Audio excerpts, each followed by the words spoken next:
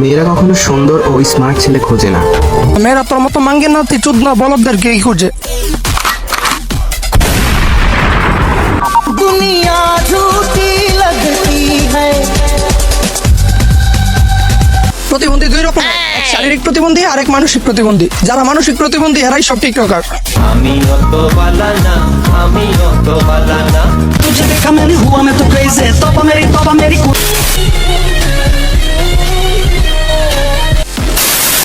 চুদনাগিরি করে ওটা ফলোয়ার বাড়ানো যায়, টিকটকার মাঙ্গে নাতি করে না দেখলে জানতামই না।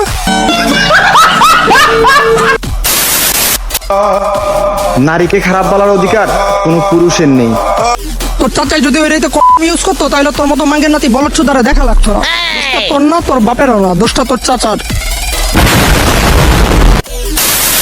কারণ পুরুষের স্পর্শ ছাড়া নারী কখনো খারাপ হতে পারে না। ওয়েট, পুরুষ চাইলেই দে, সে তো বেশ্যা, আর বেশ্যাকে বেশ্যা বলবে না তো হাজি বলবে।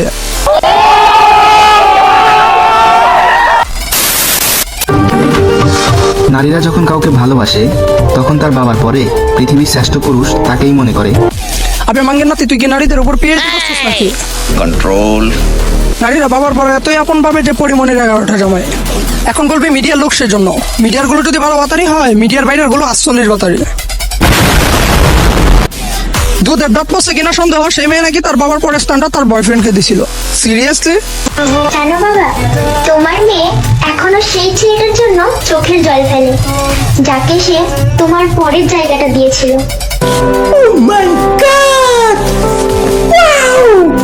कौन है ये लोग?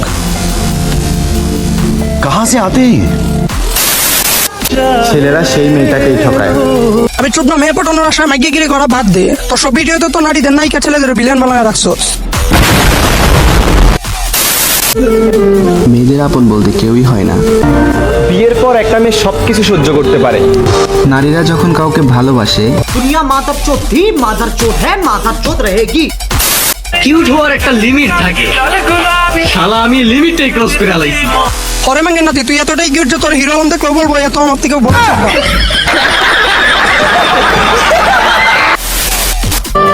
টুপি পাঞ্জাবি পরলে তো তোমারে অনেক বেশি কিউট লাগে, মাশাআল্লাহ। আবে মাঙ্গের নাতি, তোর কিউট না, তোর চোদ্দ লাগে।